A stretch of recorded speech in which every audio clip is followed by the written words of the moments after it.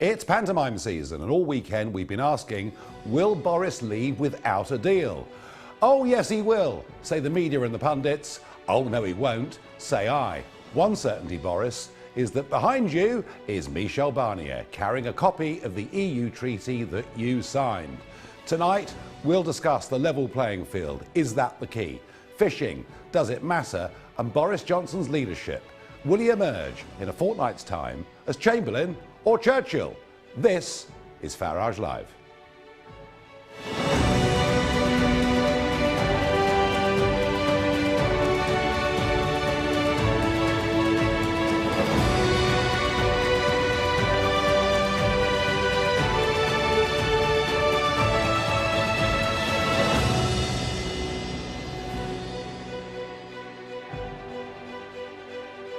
Yes, good evening. This is Farage Live, broadcasting live from our new studios, and we're out there on Facebook, Twitter, and on YouTube.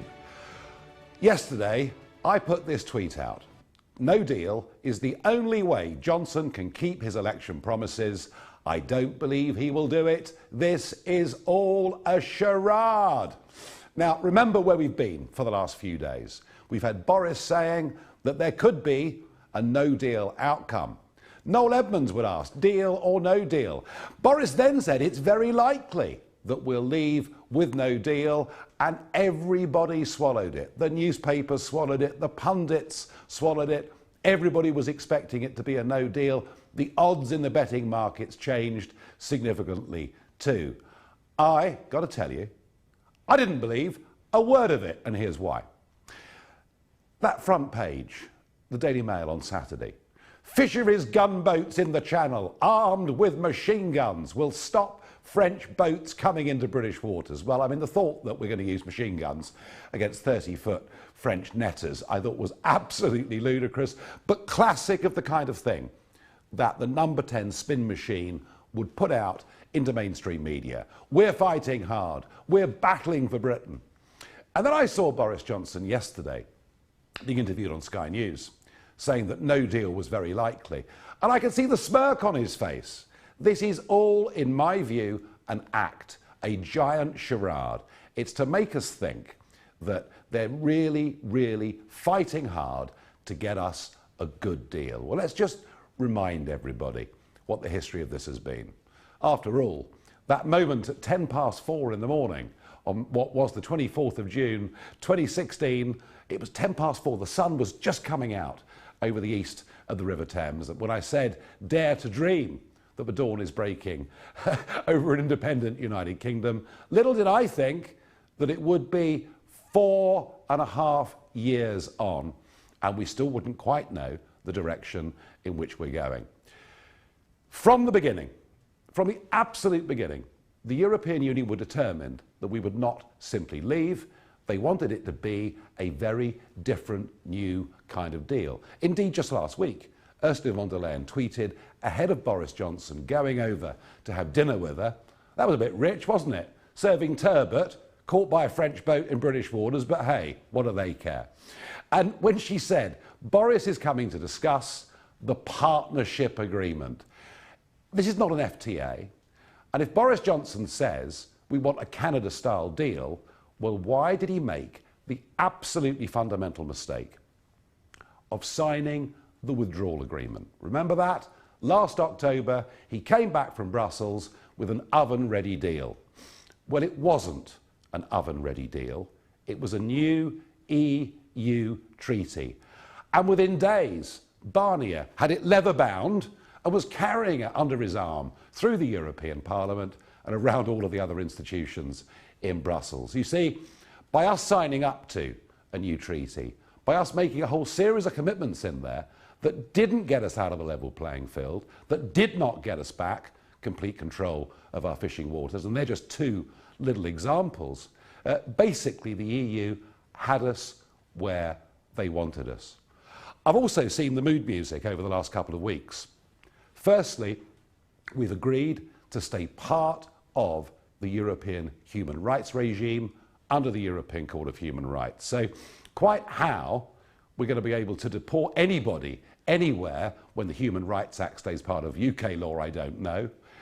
We also saw an answer in the House of Lords a couple of weeks ago saying that we'd stay part of the European arrest warrant, which means that an EU public prosecutor can still insist that British citizens are deported anywhere to the other 27 countries. And then, of course, there was Michael Gove telling us that Northern Ireland now has the best of both worlds, when the fact is that for us to sell goods into Northern Ireland is going to need declarations, is going to need paperwork, and that there will be EU officials making random checks on those goods. So kind of Northern Ireland has been sold out already.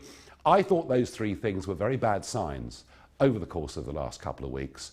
So the idea it's going to be no deal, the idea that Boris is going to tear up an international binding treaty and we're going to be completely free of all EU rules has, in my view, always been for the birds. And Chris on Facebook sent this in earlier today. He said, big mistake not walking away from the deadline yesterday. Folks, if we were going to leave on Australia terms, WTO terms, if we were going to leave with what they call no deal, yesterday was the day that it would have happened. And I absolutely predict that over the course of the next few days, there will be a deal. Oh, and we'll be told it's a fantastic victory, as we always are. You know, when John Major came back from Maastricht, it was game, set and match. And yet, I think we're going to get a Brexit which really begins to look a little bit like Brexit in name only. I hope I'm wrong, but that is where I think this is going to go. Now, the single most important part of this is the level playing field, the rules around the European single market. And remember, this was developed back in the 1980s. The idea is that everybody within the zone has pretty much the same level of employment regulations, environmental law, and so on and so forth. It's one rule that is made in Brussels and is applied to all 27, well, it was, of course, with us, 28 member states. And it's all about the freedom of movement of goods, capital, service, and labour. It all sounds absolutely wonderful, but the truth of it is, if you make everything the same, you actually stop there being competition. And this was, for me, one of the main reasons that actually got me involved in all of this way back in the early 1990s.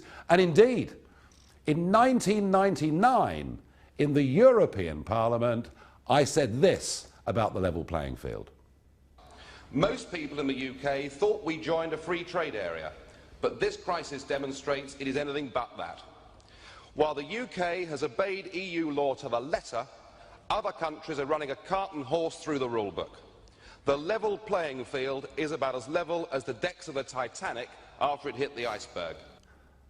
So there we are. I felt very passionately about the level playing field back in 1999. It always seemed to me that we obeyed all of the rules, and the others, well, they adopted a more, should we say, slightly laissez-faire attitude. And the further south in the European Union you went, the more that was the truth. I think it is a very, very major issue today. Well, joining me, I'm very pleased to say, is Andrew Bridgen, Conservative Member of Parliament for North West Leicestershire.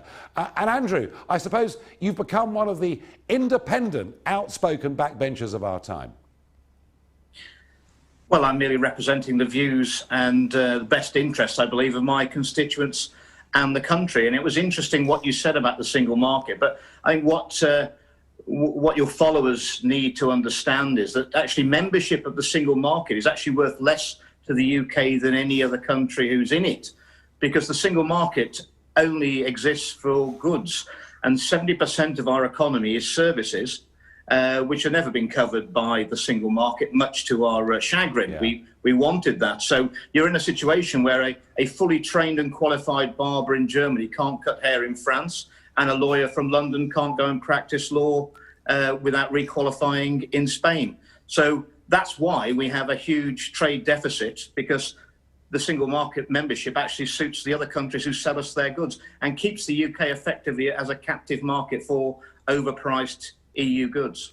Now, Andrew, I got one or two questions that have come in for you when people heard that you were coming on Farage Live tonight. I'm going to put this one to you. Andrew asks you, he says, we just need to get on and get out. It's quite clear that an acceptable deal cannot be reached, yet all we've seen from the Conservative government is more dither and delay. How do you defend Theresa May and Boris Johnson? It's now, I mean, can you understand, Andrew, why after 4.5 years there are millions of Brexit voters and indeed Tory voters who are pretty fed up with this? And it's been pretty grating on Parliament as well. I'm not going to seek to defend Theresa May's dealings with the European Union and her negotiations, or Sir Ollie Robbins, as he now is. But Boris Johnson and Lord Frost, I mean, they were dealt a bad hand by Theresa May and her negotiators. They got the EU into very bad habits, thinking that we were going to break every deadline for leaving. The 31st of December is set in law, and it will not be changed. We are ending the so-called transition period. Are you absolutely certain? Because I've heard this before, that, you know, we're leaving on March the 29th. I heard 108 times from Mrs May. Boris told us that we were leaving, of course, in October, and that then slipped through to January. Yeah, but Nigel, we didn't have a majority in Parliament at that Fair time. point. We needed a general election to reset.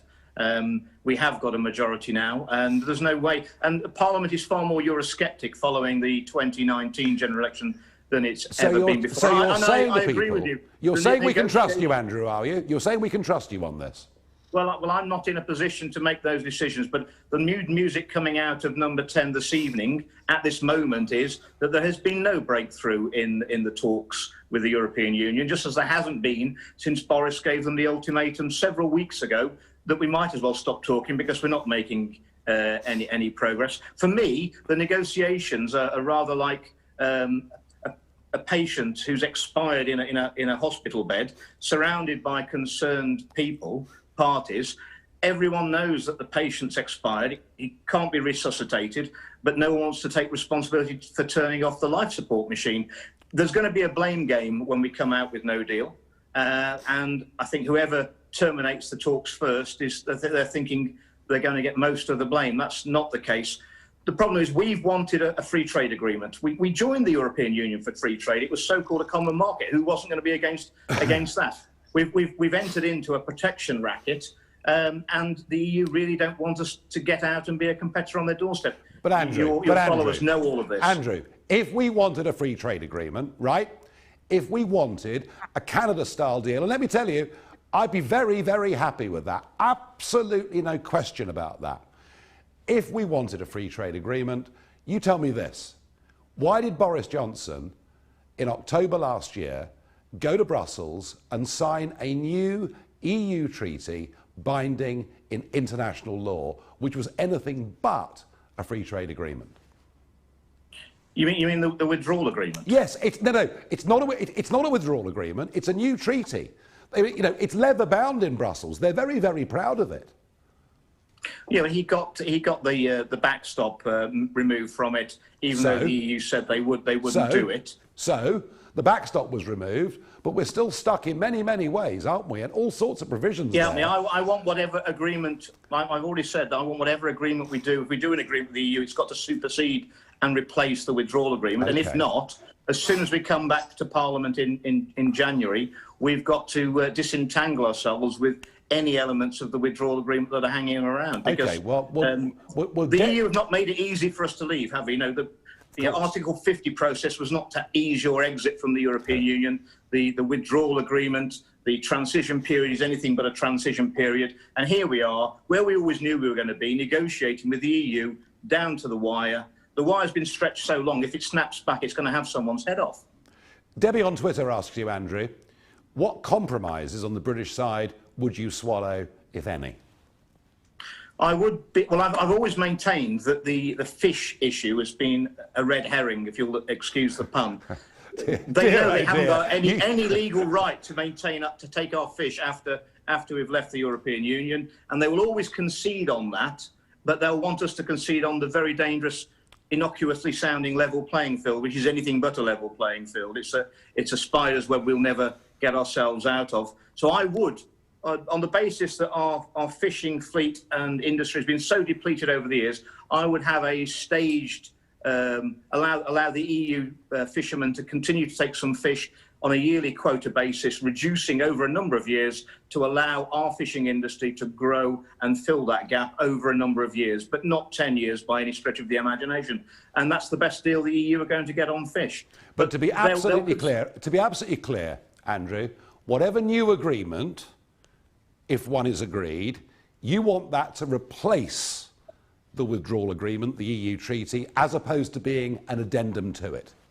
Absolutely, it's got to replace, and that's got to be the future relationship, not based on the withdrawal agreement. Now, no. I'm told that the documents with these new negotiations are over 1,000 pages long. I heard 600 already. Okay, well, let's not quibble. But it's a lot. It's a vast text. It's a vast text of legalese. Isn't what's going to happen here that Boris Johnson will come back from Brussels with this document, give it to you, and say we're voting on it in 24 hours' time? Isn't that what's going to happen here? It may. There are scenarios where you could see that could possibly happen. That will not be acceptable. We always know that every treaty we do agreement with the European Union, the devil's always in the detail.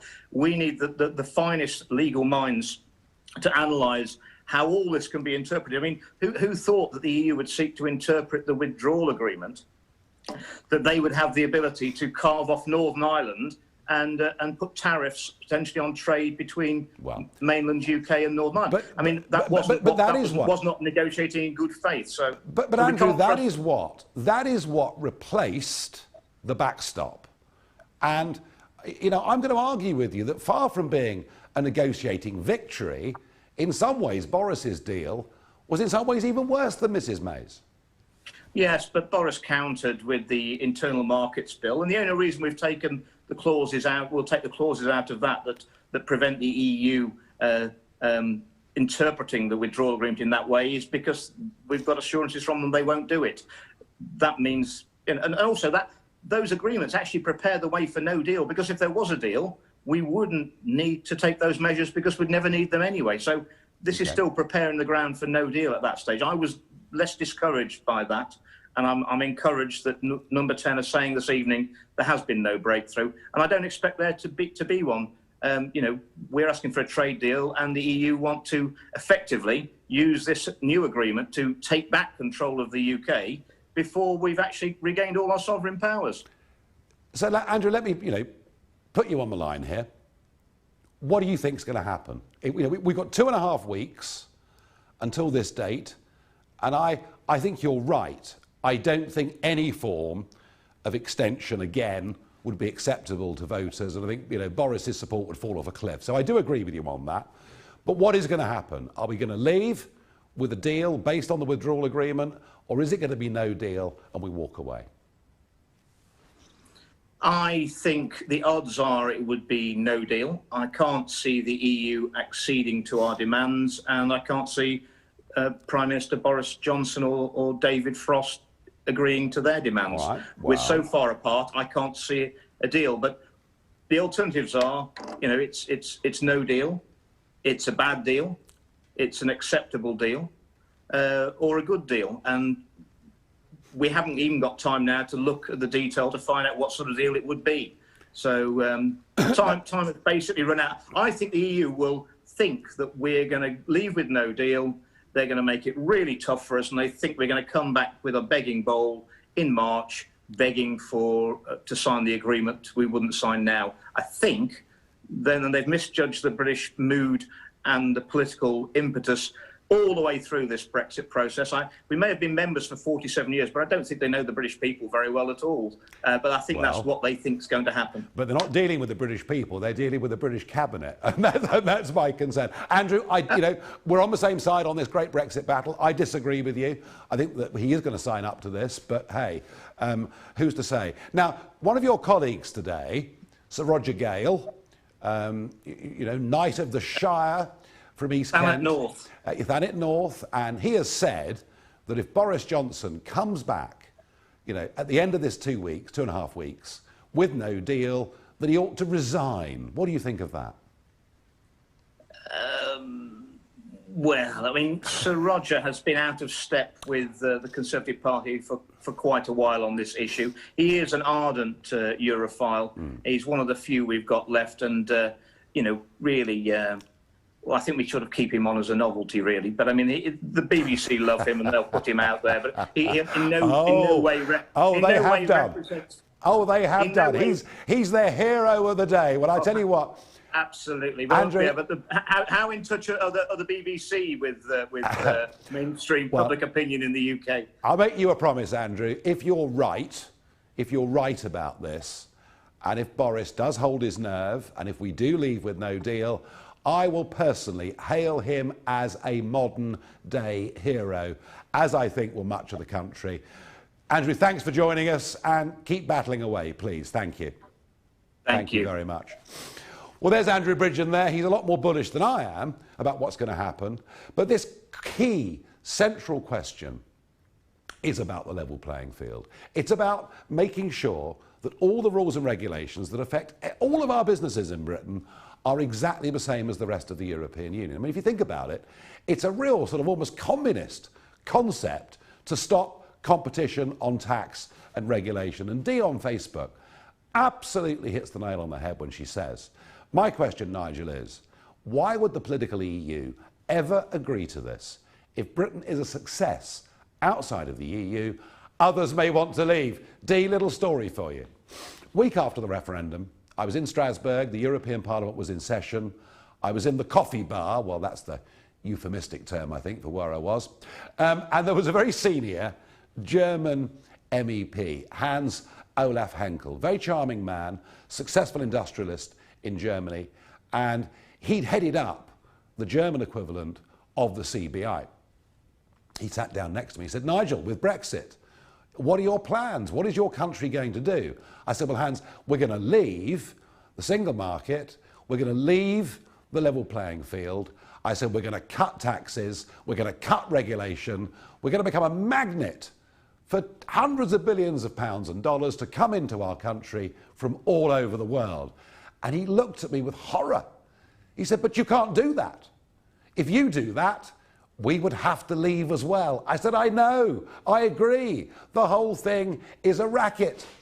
And a few weeks after that, I went into Michel Barnier's office in the European Commission, in the Berlaymont building, and he made it clear that he had one objective with Brexit, and that was to make sure that we remained as closely tied to the EU rulebook as was possible.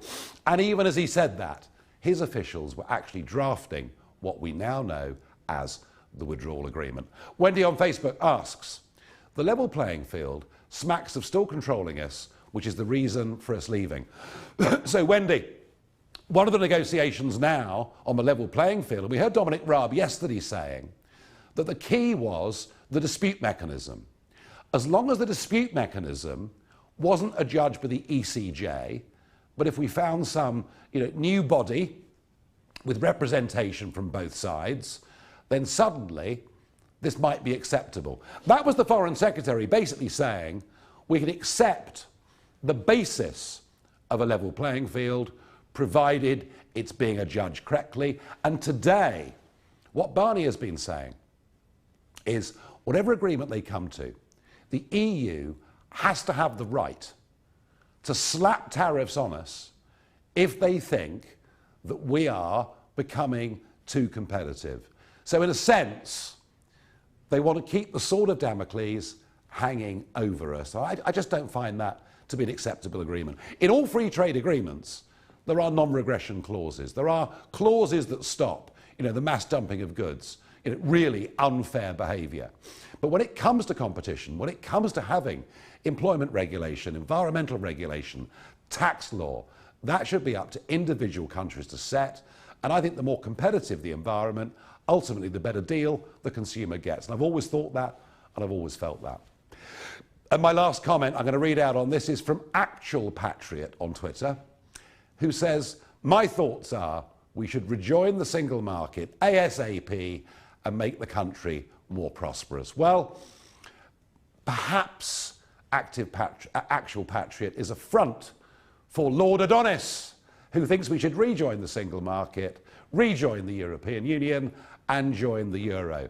And my message to people who think that is the war is over. We are not going to be rejoining. End of. Now, Andrew talked there about fisheries, and it's a subject that I've talked about for a long, long time. In fact, shortly after the referendum, I said that fishing would be the absolute acid test of Brexit. The acid test would be, are we going to get back control of our territorial waters? And that doesn't mean chucking all foreign boats out immediately, but it does mean that they would have to fish in those waters on our rules and our terms. Now, you'll hear it day after day. Fisheries don't matter because they just make up 0.1% of the economy.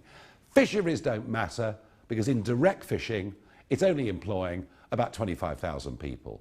It's only contributing £1.5 billion to the UK economy. And the worry, of course, is that we import so much of what we eat and we export so much of what we catch. Well, why do you think that fisheries is such a small part of our overall national GDP? I'll tell you why. Because it's been destroyed. It's literally the common fisheries policy, the quota system that's been with us now for about 40 years, has literally destroyed the British fishing industry. We only joined the CFP. It was only invented hours before Heath signed the treaty in Brussels. We've been taken for a ride. And in some areas, because of what's called historic access, it really has reached, I think, joke proportions. I mean, currently off the southwest, of the haddock that are caught, 90% are caught by the French, Belgium and Dutch boats, and 10% are caught by the UK fleet. I mean, the whole thing's a joke, and to be honest, those fishermen that are left, most of them are pursuing crab, lobster, whelk, things like this, things that are not on quota. They've virtually given up going to try and catch whitefish, which is why, of course, we import just so much into this country every single year.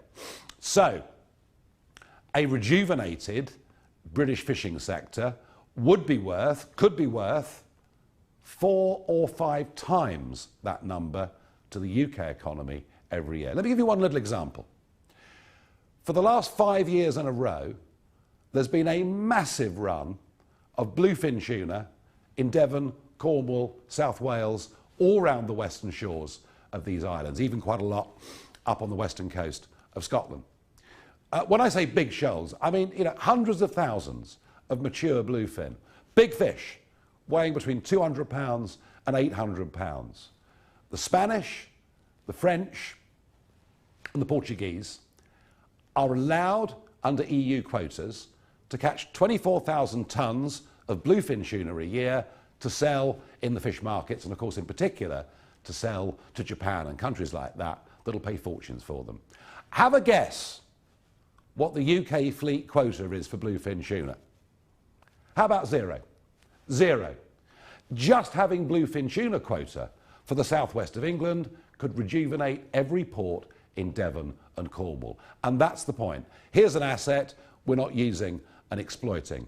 So there is a great future for our fishing industry, for our processing industry, for our boat building industry, for all the things that go to support it. But above all of that, there is a symbolism in all of this, because Brexit was about taking back control of our borders, of our territorial limits. That, of course, includes the sea.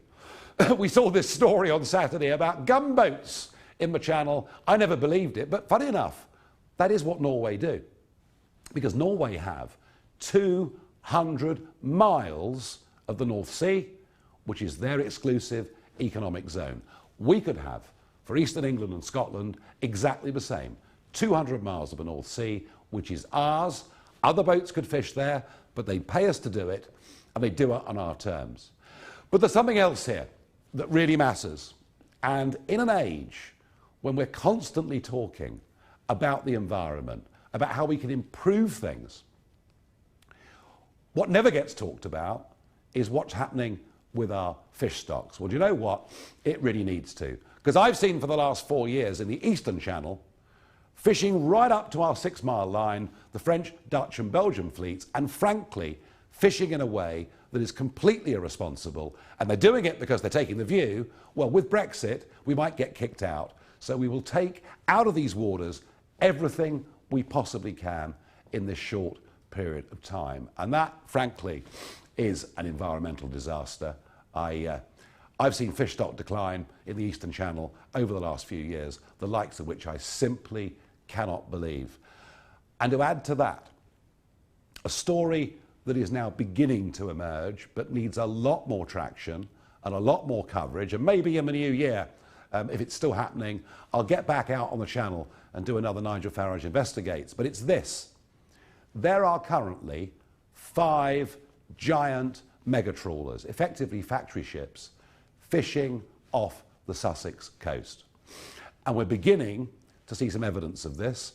And the evidence that we're seeing are harbour porpoises and dolphins with terrible slash marks on their body being washed up dead on the beaches of Worthing and Brighton and elsewhere. Some of these fishing methods, have huge bycatch problems, kill an awful lot of marine mammals and other creatures. And some of the big ships can take out up to 250 tonnes a day of mackerel or herring from our waters. And all of this is allowed under EU law. And very interesting, going through the messages today, how many of you are beginning to talk about this? Because I think if we talk about fishing in terms of, number one, getting back what is rightfully ours, our territorial waters. Number two, supporting a British industry, getting people back into work, getting fishermen back into, oh, I'm sorry, I've made a mistake. How awful of me. According to the BBC's Today programme, you can't call them fishermen anymore, they are fisher folk. So I'm sorry about that. Sorry, BBC. Roberta's one. She says to me, stop the super trawlers from the 1st of January. If we give them an extra year, there will be no fish left. Roberta, the sheer level of destruction that is going on in the Channel, I won't say in a year's time there'll be no fish left, but this, it seems to me, is now, in the English Channel particularly, an environmental emergency. Peter on Facebook says, I'd rather identify with the fish. They don't care much for EU policies and have more spine and guts than Boris. That's a bit cruel, Peter. That is a bit cruel, but we are going to move on to talk about Boris Johnson and his leadership. And Ray, very perceptively on Facebook, says, or he asks, where is Greta Thunberg when she's needed most to save the planet and our fish? One of the things that I saw over there was that Greenpeace, all of these organisations who should have been screaming blue murder about the common fisheries policy, the damage that it was doing environmentally in Europe, and what was happening off the west coast of Africa and elsewhere under the common fisheries policy, they never seem to criticise too much. Do you know why? Because those very same NGOs received big cheques from the European Commission every year. And that's been really, really clever. And Rob, finally on fisheries, Rob says to me, why do you suddenly care about fisheries? You didn't when you were an MEP and failed to turn up for the meetings. Rob, I've cared about fishing. I'm a keen angler. I'm a keen conservationist. I did join the Fisheries Committee back in 1999. I went to the first half a dozen meetings and I realised we were completely and utterly wasting our time. We were in a minority. We couldn't win a single vote. And I realised then that the argument for me was not to stay inside the European Union to try and reform it. It was to leave and get back what is rightfully ours. Thank you. Now, Boris Johnson. He's an extraordinary figure. He, of course, became Mayor of London, and he was, I think many would think, rather successful at that. He was then, of course, a Foreign Secretary, and many would say he was highly unsuccessful at that. I had never, ever thought of Boris Johnson really as being a Eurosceptic, but he did join the Leave campaign. And all right, he may have joined it at 10 minutes to midnight, but he did join the Leave campaign. And it's very important that he was. But I wonder now, given that the next 2.5 weeks, well, I think in many ways, and yes, I know there's COVID, I know there are many other problems, but it's Brexit, isn't it?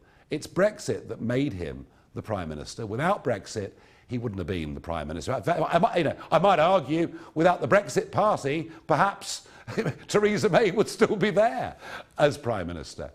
But how is Boris doing on Brexit? And is he going to emerge in 2.5 weeks' time? Is he going to be the new Churchill, which I know he dreams of, or is he actually going to be the new Chamberlain? Well, joining me now to discuss that, somebody who has watched many leaders, many prime ministers over a long political career, is the one and that. She's been an MEP, she's been an MP, appeared on Strictly Come Dancing. She, is, of course, is the one and only Anne Widdecombe. Anne, good evening. Good evening, Nigel. Now, I know that you thought that Theresa May was possibly the worst Prime Minister that you'd ever seen in your lifetime. And I think many people would agree with you on that. How is Boris Johnson doing in terms of his leadership, and in particular with these Brexit negotiations, in your view? Well, as far as the Brexit negotiations go, he's giving a very good impression of the Grand Old Duke of York. Right. He's forever marching us up to the top of the hill. The deadline is looming. We're going to walk away if we haven't got an agreement. The deadline arrives and we're marched down the hill again. And another deadline is set. And then we're marched up the hill again. So I think he's been appallingly irresolute, and that if actually he'd stuck to his first deadline, or even his second, the end of June or the end of July, and had walked away then, I think we would now have a trade deal, because the EU would have realised that we were a sovereign country, that we didn't have to hang around, that we really could just go on WTO terms. And they need to believe that. I think the whole problem has been, well, it's twofold. One is that the EU just haven't got it, that we're a sovereign country. They think we're a semi-detached member. That has been the main problem. And Anne, he is somebody, though, who gets away with it, isn't he?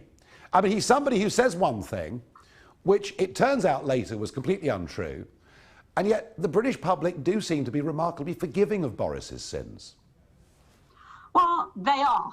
And you see exactly the same phenomenon in the way that he's handled COVID, which has been equally uphills and downhills and changing his mind every 5 minutes, and complete muddle.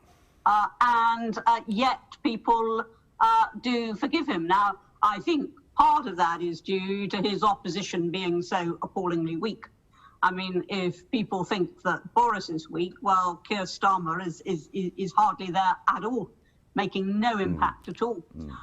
Part of it is that, but the other part of it is that people desperately want to believe in Boris.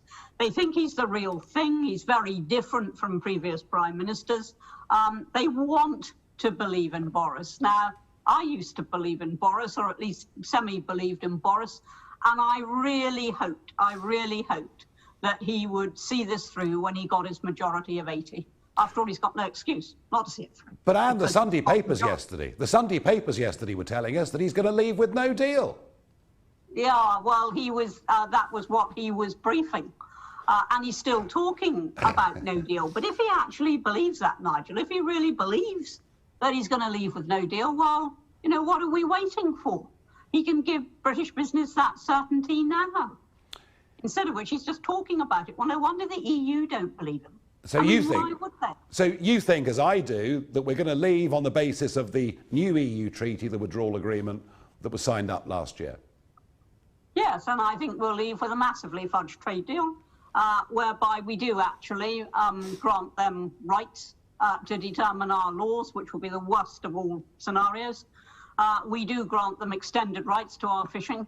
I can see it all. I can see it all, because if he wasn't going to do that, now you come, Anne, of course, originally from one of the great seafaring ports of this country, and somewhere that used to have a very significant fishing fleet. How do you think, you know, if the expectations of, and it's not just the fishermen, is it? It's the coastal communities that we should be talking about here. How do you think they're going to react if they discover that actually we're not really taking back control of our waters properly for maybe 5 or 10 years? Oh, I think they will react with fury and with despair.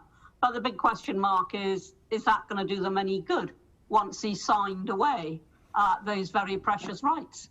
And once he signed away their future, is being angry, is being despairing going to do any good? He's got to be stopped before he does it. And therefore, it is crucial that just in these next couple of weeks now, in this final countdown, I mean, beyond which there can be no extension of the deadline, it's crucial now in these final days that we all make it very clear to Boris, and particularly those directly affected, like the fishermen, make it very clear to Boris that they will never support him or his party again if he betrays them. Couldn't be clearer. Anne Widdecombe, thank you very much indeed. Well, Anne never minces her words, does he? You always know what Anne thinks, and that was pretty clear. Lynn on Facebook responds to me and says, I'm angry about the negative statements made regarding Boris. He has had to deal with flooding, a deadly virus which he caught, then became a dad, and not for the first time, and now Brexit. Just shut up and do the right thing and support him. All right, listen. If he does the right thing, I will support him. I'm sure Anne Widdecombe would support him.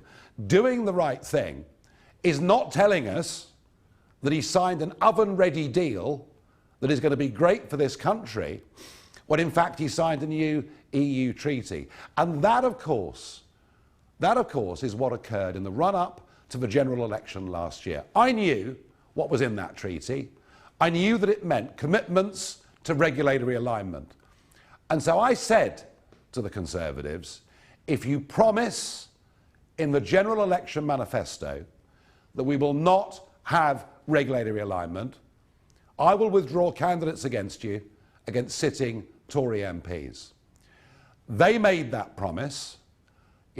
I kept mine to them, and they won a big majority. So part of Boris's dilemma is this.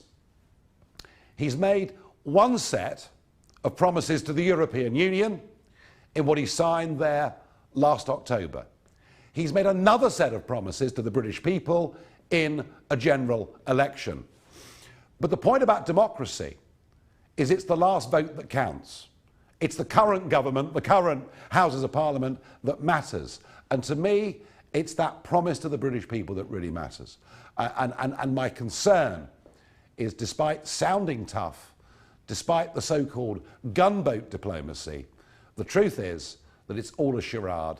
He's going to sign up to a deal which will leave us very tight. I really hope I'm wrong, but every fibre of me senses that I'm not. Jill on Facebook says, or asks, how can we stop Boris from selling us down the river? Sir Roger Gale, my MP, is saying he should resign. Well, Roger Gale, of course, is saying that no deal is why he should resign. If he came back from no deal, with a no deal, I think he'd be a hero. Amanda is sceptical on Facebook. She says, I hope a sellout is not the case.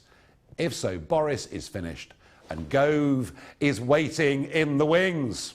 Michael Gove, who did the deal on Northern Ireland and tried to tell us the whole thing was absolutely wonderful. Keith asks me, can you name one good thing about Brexit other than tax avoidance for rich people like yourself? Oh, thank you, Keith. You've made my day. Well, I wish I was in that category where tax avoidance would be useful, but I'm afraid I'm not. And the point about Brexit, Keith, is we take back control of our own lives. Whatever you think out there about the vaccine, I'm hoping that it's a way we can actually get back to normal at some point before too long. But whether you're sceptical or not, the fact is we were the first country in the world to go for the vaccine, and the reason is we weren't members of the European Union. We weren't tied to the European Medicines Agency. And Brexit is all about that. It's all about us being in control of our own lives. It doesn't mean that every decision we take will be the right one, but at least they will be our decisions. Well, that's all we have time for today. Don't forget, you can continue this conversation on Twitter and Facebook, and I'm sure that you will. You've been watching Farage Live. Have a great evening. I'll see you again very soon. Goodbye.